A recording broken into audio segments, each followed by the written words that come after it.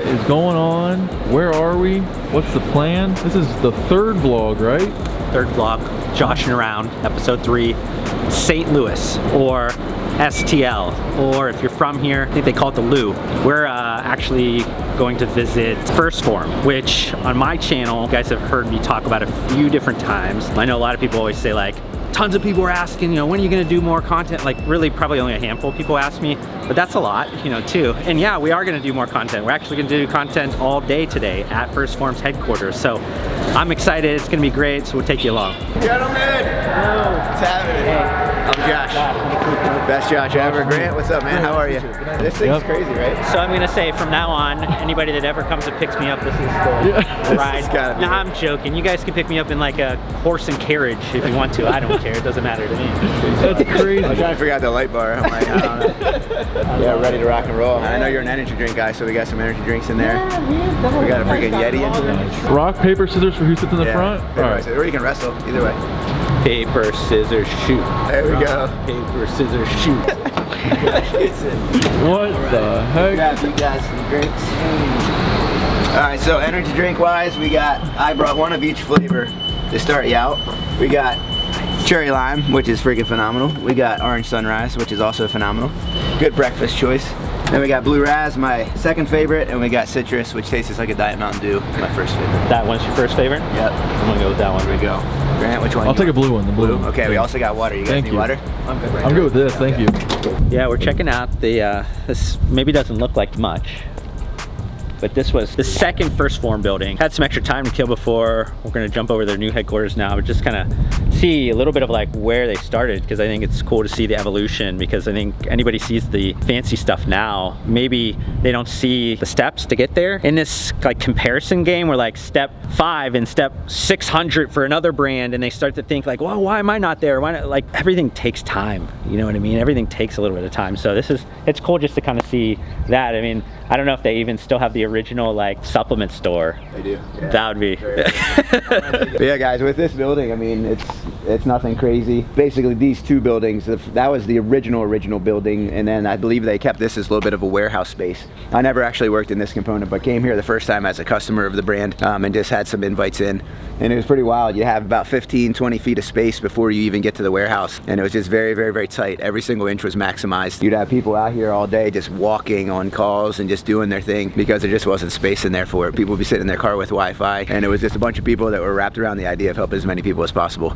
It was really cool, and obviously you guys will get to see the next building today, but I thought it was neat to show you guys this. Love it, love it. All right, so there's our building over there, that entire stretch. That is building number 1 or A, depending on how you look at it. We have this whole stretch here, this whole building. I'm sure that the contractor loved to paint your guys' blue. Yeah, I know, right? Thank you. What the heck is this? Hey, how's it going, guys? Hello. Hi. Welcome. It's so nice. Yeah, you just know, you don't even know what to I expect. tried not to look, so then I kept my expectations low, but... Even the things that you see online and on people's Instagrams, you can't piece it together until you're actually in here. Right next to my new car. Yeah. Oh. Is this the new... I just got off the track. Yeah, this is your new company vehicle, right? Yeah. I went from not owning a car for the last 3 years to this. I don't show it much on any of my social media because I don't want you guys to think that I'm fancy, because I'm not. But this office is definitely fancy. This is nice. This is like, oh, this makes me miss working from my headquarters office, because this blows away anything that I've ever seen. And I've been in a lot of offices over the last 10 years as a consultant in the space, but this is insane. You guys are gonna be blown away. So we're obviously in our lobby, and one thing you'll notice when you come through our experience as a whole, it's about our core value structure.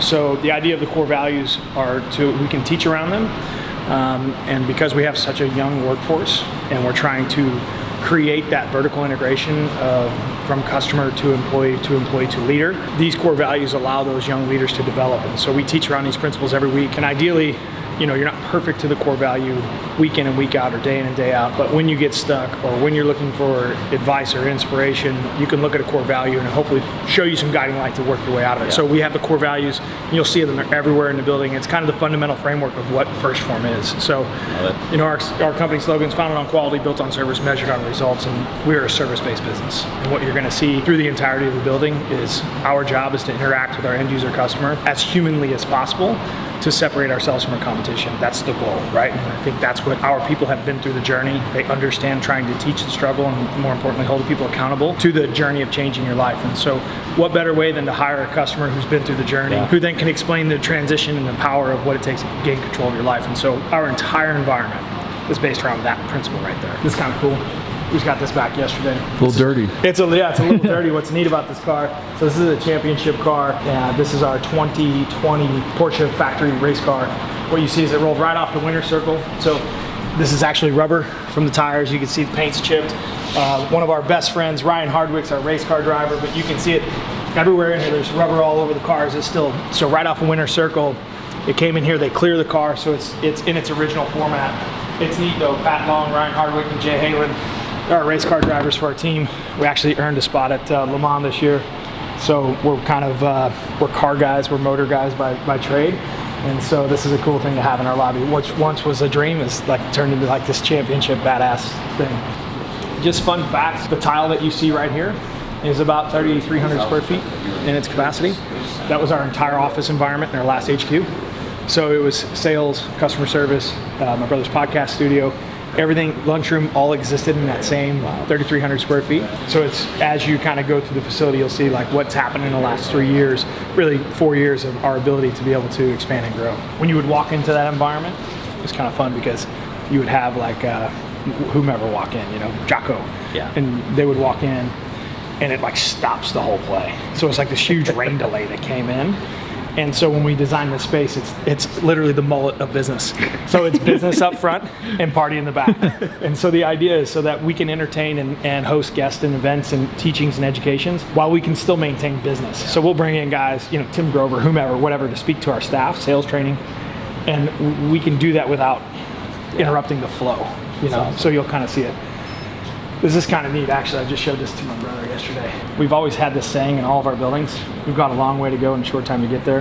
We're going to do what they say can't be done. Yeah. Which is Smokey and the Bandits. Okay. Our warehouse prior to was just like a sticker on the wall. Okay. So then it moved to a wall graphic, and so now it's an actual sign. So we shadow box this in the hallway. Team comes down the hallway every day. It gives them just a recollection that we've got a long way to go in a short time to get there. We're going to do what they say can't be done. Crazy. And it's a constant reminder that, hey, we got a lot of work to do. We encourage all of our youth to read, which is our library here. The library is one of those things where you can learn more through a book, if through somebody else's lifelong experience, than you can through, your next 6 months. Yeah. So you might as well take the power of reading. And so we have a reading schedule that allows our employees to grow. Cool. And as they read and check through the boxes, it shows them progression as well. So you start as a $17 an hour employee.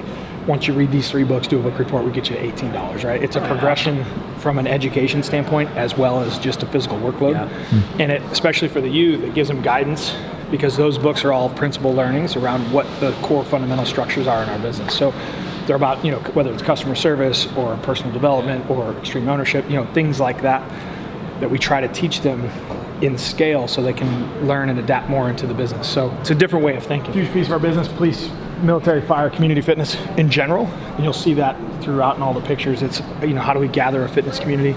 And I think where the bodybuilding community kind of lacks, individual, even CrossFit from the sense. And so we've kind of tried to encompass as many things as we can into group fitness.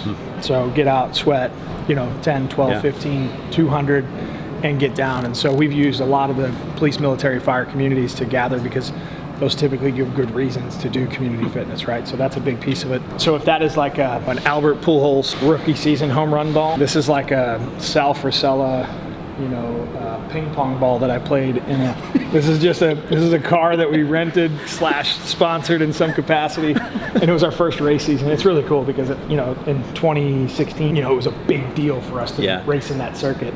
It was cool because when we got the car, it came back, you think it's just honestly, it's an old Lamborghini race car. That was our first kind of dream that we got it done. You know what I mean? And at the time, it was the coolest thing ever. But that one's actually like a notable ride. Mm-hmm. This one's just a teal Lamborghini that raced in some races.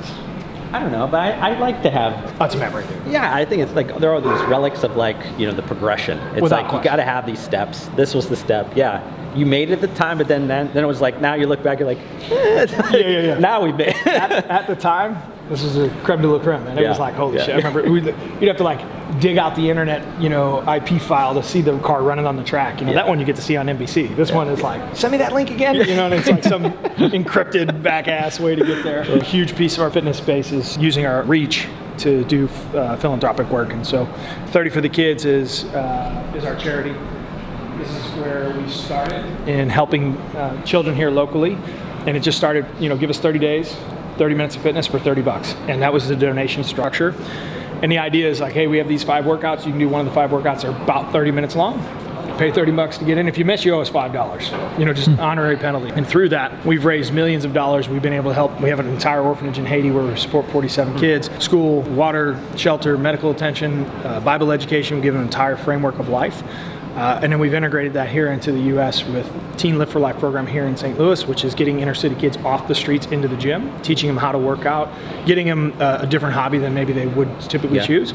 And then we recently got involved with a sex trafficking organization for little girls, which is a horrible trade that unfortunately most people turn their eye to. And as we've been able to expand in helping children, it's something we've opened our arms to. And you know, it's kind of like, if not us, then who, right? And if not now, then when? And so, you know, we made the conscious effort to, you know, we're not just going to make it about just fitness. We're going to use fitness to raise awareness around helping children around the globe, no matter what, because it's hard to change adults, right?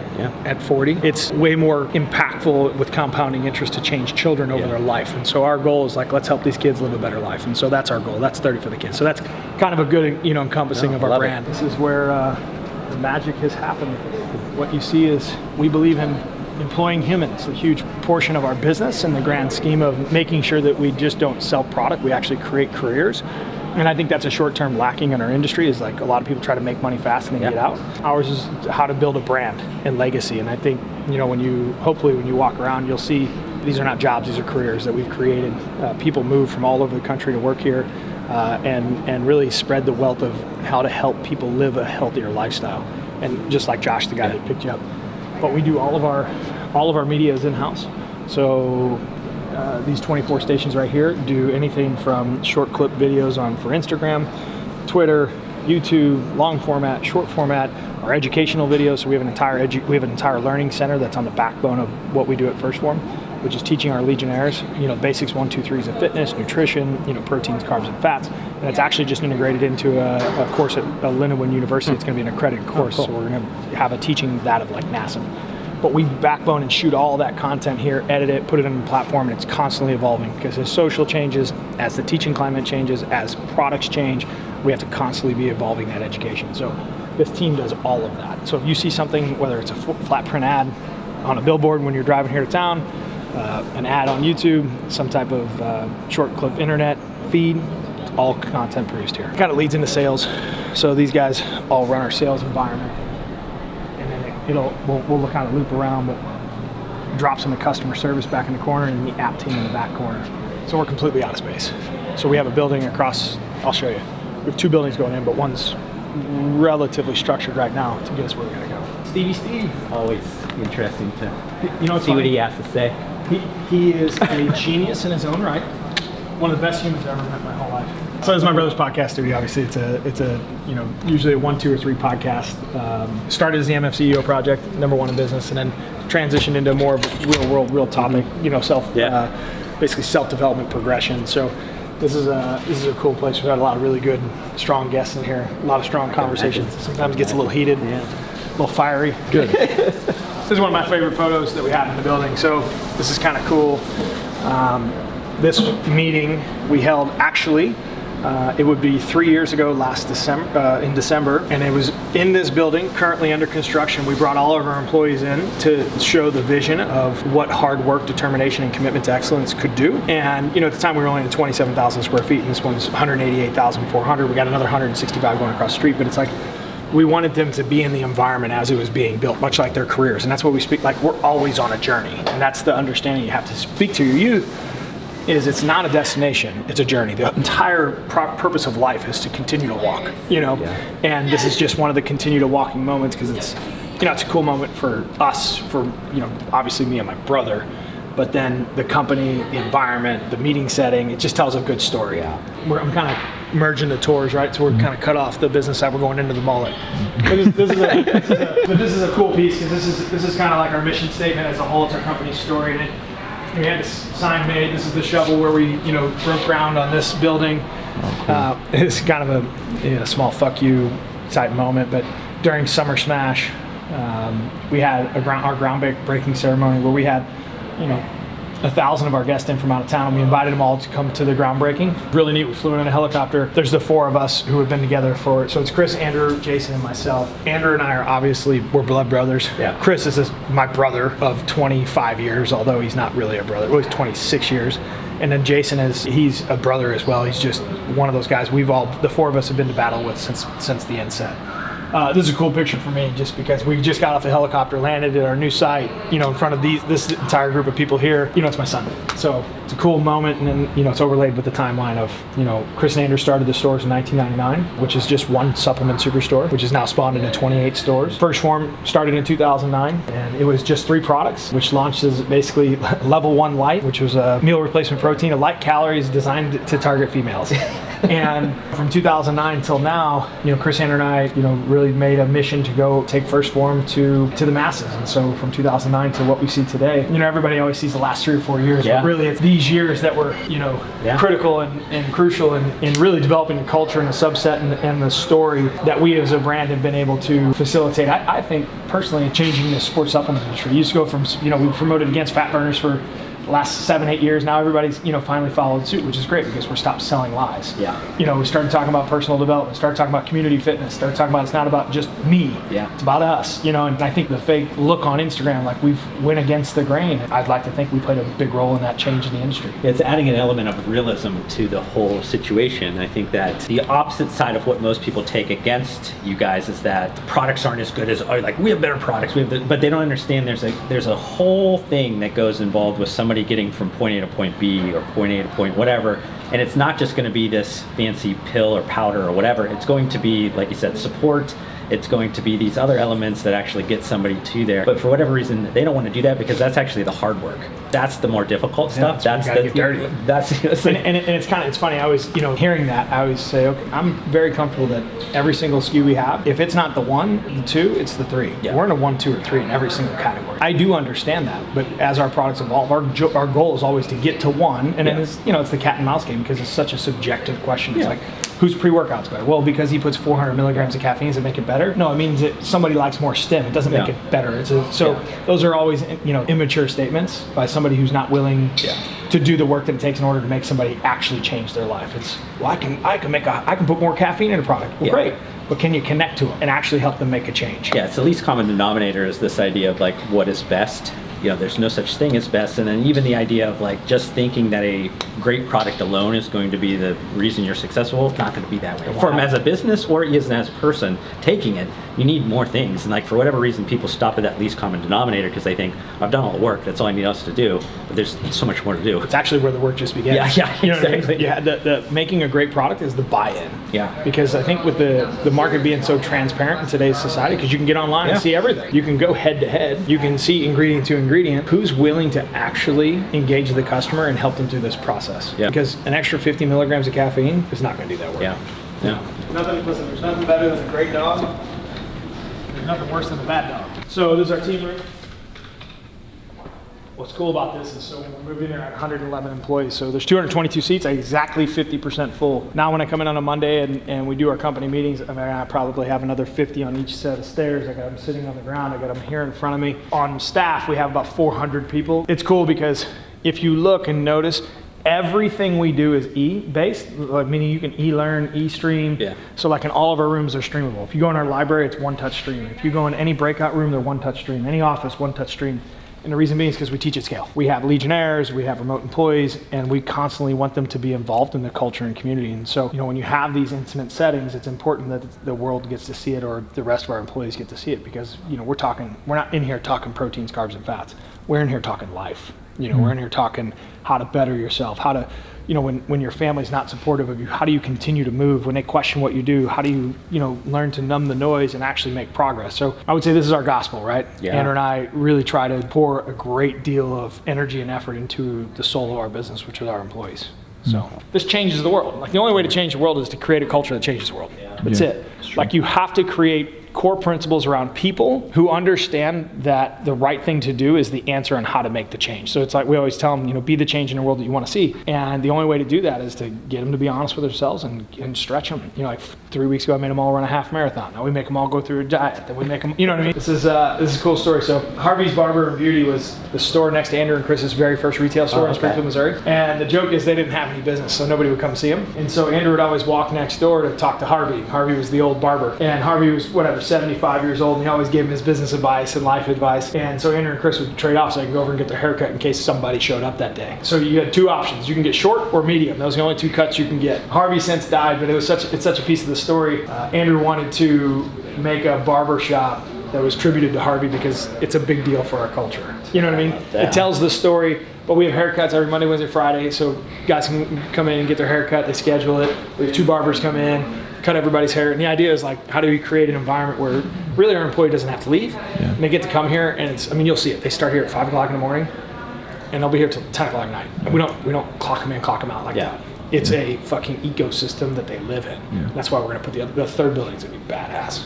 It's gonna be like Google-esque. So I think we do 3 things really well, and this is just part 2. So we educate. That's what that room is designed. Educate around helping people change their lives, or helping breed an environment where, you know, it facilitates change. We entertain really well. We're not chicken, broccoli, and rice. We are lifestyle understanding. It's lifestyle adaptation. You know, how do you have fun and still live a fitness lifestyle? So that's what this room is. It's not just a break room. It's on Thursday night, Friday night, Saturday night we might have an event. We might have a trivia night. We might have some type of, you know, fundraising factor going on. So it's constantly evolves into what it is. But it's kind of the backbone between the middle piece between the education and the training, which is what the third part that we do well, is how do you create a community? And it's usually done through meal or entertainment or hanging out together. You know, you can bond in the gym, you can bond through education, but you really bond through sitting down and breaking bread and having a meal, you know? So that's what this environment is designed to facilitate, but it's cool. Like, so some fun facts just to kind of grab your head. We don't have a cleaning crew. There's no cleaning crew. It's all self-clean, self-maintained.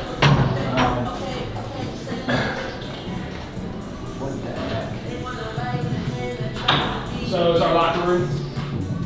It is earned, not given.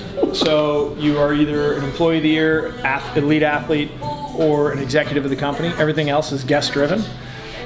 So that way when you guys come in, like for instance, so you guys today, if you guys want to work out, we have some care packs here for Grant and Josh. You guys use these lockers for a day. You can work out, you can shower, you can hang out. You don't have to take it with you. We'll send it to you. So it's kind of like one of those things. Hey, this is this is a little starter set for you today. If there's something here that you don't have that you need, let us know. We'll get it taken care of, and then we'll ship it back to your house. So they're cool. They're big league lockers, so they're all storage based. You know, you can charge your phone inside, set the lock, there's storage underneath. It's one of those things where it's. A lot of times I feel like I have a lot of things to say, but I don't necessarily know if I have anything to say here. It's kind of, I feel a little blown away here. This is like insane. I don't know if I've seen, I was saying before, like I've probably been in 100, maybe 200 offices in the last 10 years. You know what I mean? And I think most are, you know, middle of the road. And you don't need to have a beautiful, nice office, whatever. But in the few that have, you know, taken it to another level, I also think, and this is something that we did a bad job at Muscle Phorm, is like a lot of it was geared towards like the athlete and not towards the employee. Right. Like it was, the employee felt like they were secondary. Yeah. Like you were saying earlier about how there's certain times during the, you know, you want to make sure the gym is off. But we were like, if there was somebody in the gym, it didn't matter what time, we were not allowed in there. Yeah. Like things like that made you feel like a second, like you're like, I'm not going to bother them. I'm not, No. whatever. But I think it's one of those things where all of this to me feels very much like we want the employee to feel like they are exceptionally special and like they're the heartbeat. They are. They are. But I think like too many people miss that key thing. Like, you know, it's like going to somebody like your brother, like with Supplement Superstores or whatever, like the employee, like they go, oh, the customer is the most important thing. Yeah, but it's also the employee's actually the most important person, because they're the ones helping the associate or the person that's closest to the customer is the one that's most important, because if they don't feel taken care of, then they're not going to be able to take care of the customer. It's like this weird thing where like people forget about that layer. But is it really weird? No, I don't feel like so many people miss it though. I mean, that's my point. Like, it's just the right thing to do. If you want to create the environment, you have to take care of the people who create the environment. So for us, it's try to create this campus where, I mean, our employee is here because they want to be here, not because they're forced to be here. Yeah. And they want to be here because they're around like-minded people. They have a fabulous facility. Ideally, it's nicer than where they go home or whatever it is. So they want to be here because of the people, because of the environment, because of the facility, because they have the ability to get better here more than they do out there. Yeah. And so if you can create that, well, then what's possible beyond that? And so our whole goal is like, how do we create an environment that has so much energy and so much vibe that the result will take care of itself. Yeah. And so that's the goal. Wow. So, Wow. We might catch a little swag from the bodybuilding industry, but we're not just bodybuilding. We're bodybuilding centric, into CrossFit, powerlifting around the corner. We have a basketball court, because why not have a basketball court? Yeah. But, obviously everything's brand built, Pantone matched, it's part of the display, and I think it speaks very well to our culture. Just the attention to detail is done with, extreme precision and design. Some things to notice, we believe in, how you do the little things is how you do everything. So if you notice structure of the weights, like they're always put back in complete order. The dumbbells are stacked in complete, perfection order. All of your barbells, your free weights, pins are returned to the placement. The reason that is because it just allows our younger person to understand like what is a standard and how do we hold a standard. Yeah.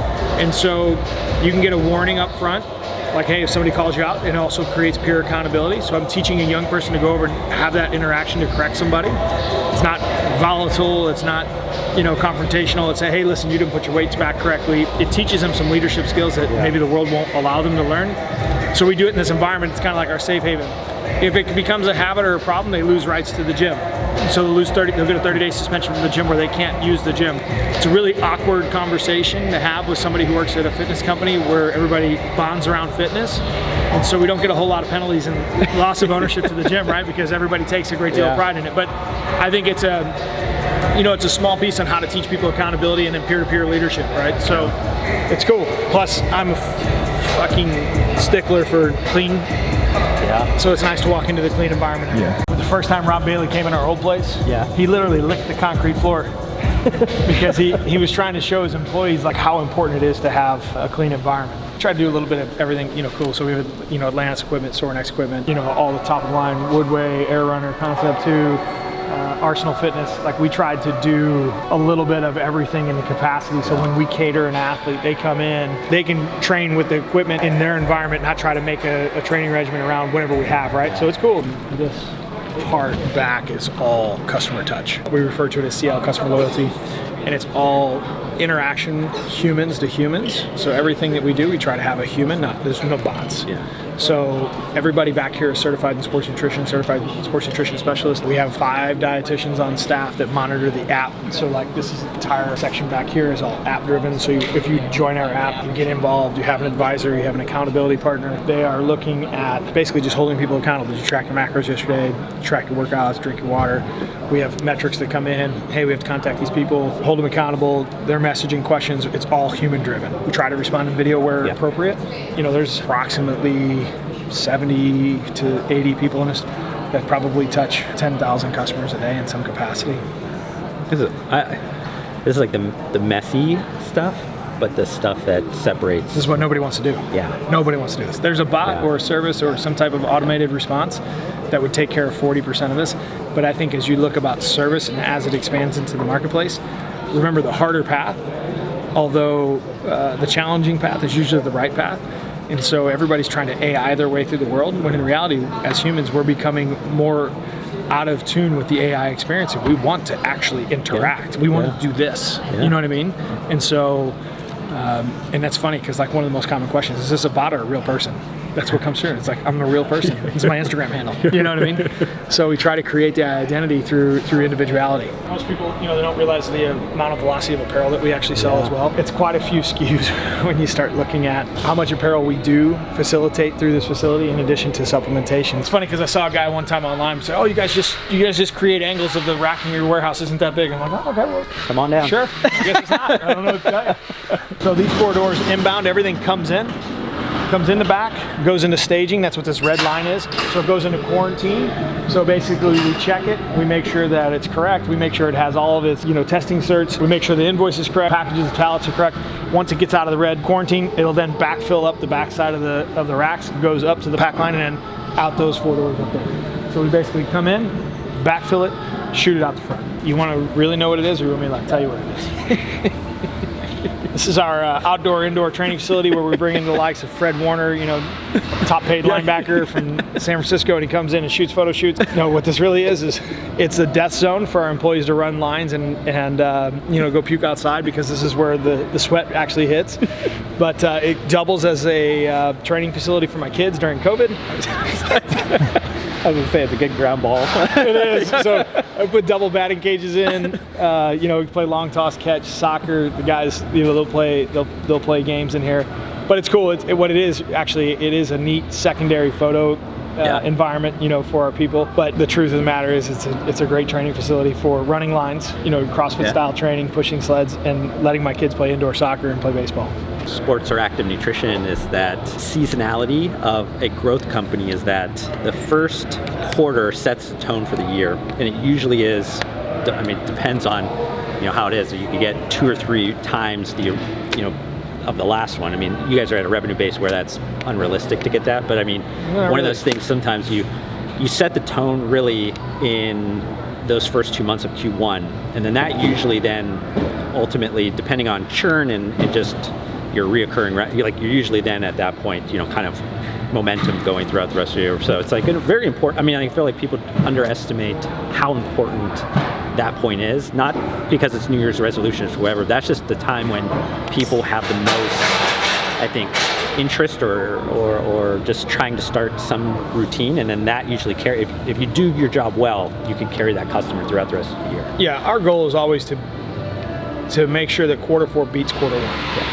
And if we do, our growth is on pattern to sustain what we're trying to do. And I think in most sports nutrition or seasonality businesses, they're banking on the idea that we're going to pay all our bills in January and February, and ours is trying to, okay, if we can turn these customers into lifelong customers by getting the results that they're trying to come in the door in January for the first place, quarter 4 will tell us what that looks like. Yeah. And so the idea is, how do we create enough momentum through Q1, Q2, and Q3 to keep and retain a customer by delivering the results that we tried to deliver to it, by showing us in quarter 4. So quarter 4 is really the metric on how well we did. Yeah. Not a seasonality base, which is how most people look at it. I always say, hey, quarter four is what we look at. Yeah. Yeah, because if you think about it, I mean, like, I guess good businesses can definitely attract customers in Q1, but then great businesses can keep them the whole way through Q4. I mean, that's the difference. Ideally for life, right? And so, like, if you're going to create a compounding interest business, you have to earn, and I think that's a testament to our apparel sales, is somebody who has changed their life and you've played a role in changing their life.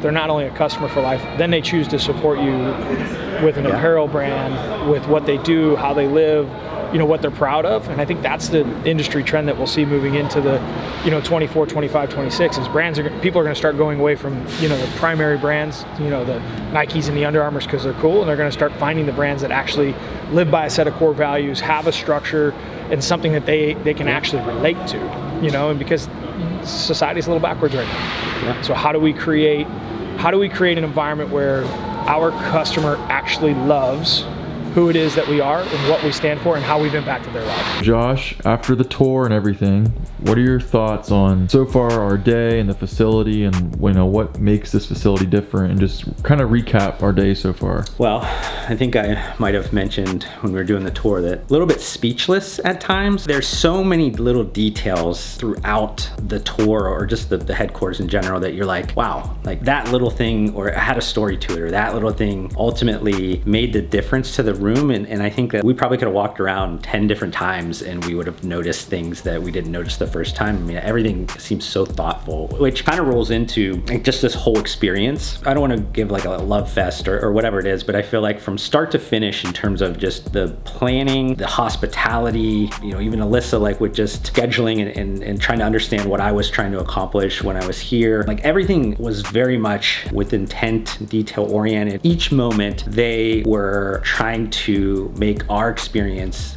the best possible. And I know it wasn't something that they were trying to like fake or any, this is something that's just like in them and true to them. I wanted to try to temper my expectations coming here, even though I had this feeling when I was coming, and I mentioned this to Grant, that like, I just felt like when we got in this office, in this headquarters, there was gonna be a certain energy, there was gonna be a certain thing that was hard for me to even like put my finger on, and us to even maybe put on video, but there's an energy and just a gravitational pull that everybody seems to be going in the same direction for the same goals and really trying to help people change their lives, and that's in so many different layers, but really everybody's kind of in that direction. And there's any way that they're approaching leadership to everything, it's just different. It's just been different. And I picked this spot here because this is our library, which I don't know if I've seen a library, not only from a library of like, here's just some books of, you know, the supplement industry, or maybe even our, you know, our FDA records or something like that. But this is like a bunch of books of the same, they have them read, and there's a whole kind of continuous learning, and they want their people to both read, you know, these books that could give them some, you know, aspect of education or experience from other people's lives. They're also obviously giving them the aspects of crazy experience, I think, from learning on the job. And I mean, they're giving them the autonomy to make decisions. I'm just seeing people work together, and it's like there's just this buzz going on. But I think overall, it's just, for me, it feels very unique, and I like that.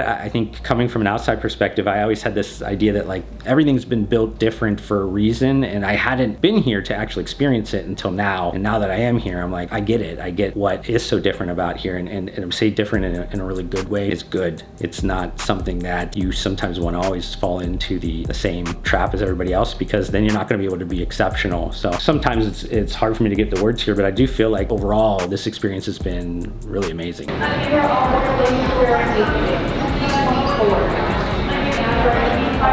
Time to go home, Josh? Yeah. It's, I wouldn't say like a super long day, but like a 7 a.m. flight, 10 p.m. back to Houston. But quick in and out. I want to say thanks to all of them, especially Sal for taking a bunch of his time out of his day, but also everybody else kind of a part of it. All the people we met, super great. Honestly, I could understand why the company's so special. It's definitely the people. What do the YouTubers say? Smash that thumbs up. Smash that like Thumbs up button. Yeah. Subscribe. Hit the bell. I don't know all those things, but you know, I just appreciate you guys checking out this video, and hopefully I'll see you on the next one.